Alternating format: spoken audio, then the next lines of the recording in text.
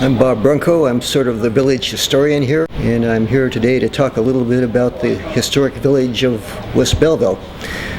West Belleville is an independent entity for about 30 years, from about 1852 to 1882. And we're at 1111 West Main Street. This is just about at the heart of the village. Just outside the door is the public square of West Belleville. West Belleville, like Belleville itself, had an elected government. It had a public square. It had a public market. It had its own downtown. We're looking at a map of about 1867 of the West Belleville area. And as you look at the map, you're looking at Main Street, and right here at about 10th and West Main to about here, about 12th and West Main, you'll see a series of taller buildings. This was the commercial district of Old West Belleville. If you look out the window behind us, you will see some of these buildings. Some of the 1860 structures are still extant on Main Street, and you also see many of these buildings still in the neighborhood, in the historic German street houses. At its height, West Belleville had a population of about 3,000 people right at 1882 when it merged with the city of Belleville. These folks were mainly German immigrants or the descendants of German immigrants.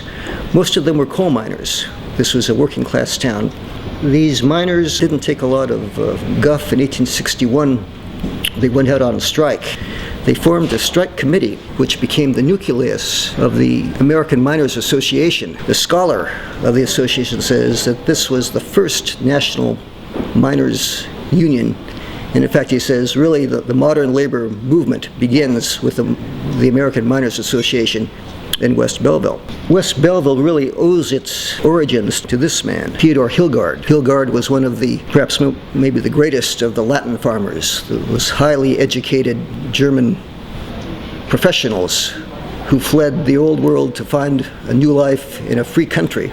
He arrived in Belleville in 1836, and he bought 134 acres of land from John Dennis. That's the core of what became West Belleville. In 1837, a year after he began farming here, he started breaking up the land and selling home lots.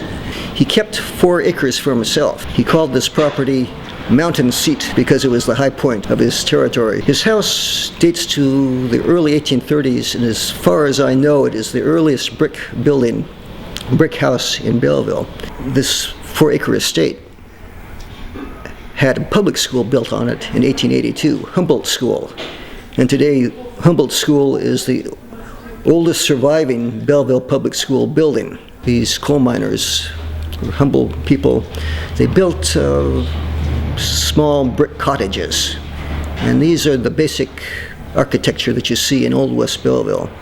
And because of their prominence and their significance, West Belleville is on the verge of becoming a National Register Historic District. That'll happen soon. West Belleville is really a time capsule of a time and a place. It's worth a look for both its architecture and its history.